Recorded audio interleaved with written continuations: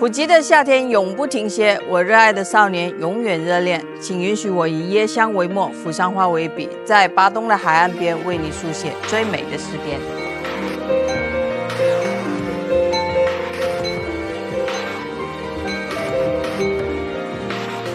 Hello， 我是阳光帅气的普吉小白。今天探秘巴东海边超豪华的一个10卧海景别墅，整个别墅占地508平，3层纯白的极简外观设计，没有过多的造型与装饰，简单的线条美感，都是为了能够更好的把巴东海岸线的美景装进家里。10间超豪华的海景卧室与超大的私人泳池，为盛大隆重的泳池派对以及公司团建年会等提供必要的硬件基础。带冷暖恒温的户外按摩浴缸是犒劳夫人远途跋涉的最佳方式。带烧烤的泳池休闲凉亭，约上3两好友，点上雪茄，舀杯红酒，无论是忆往昔峥嵘岁月，还是聊余生远大理想抱负，私密的独栋别墅都是你不二的选择。整个3层都留给了主卧，双面落地玻璃门是观海景最佳的角度，把巴东宁静的午后时光与繁华喧闹的酒吧夜市都装进了窗里，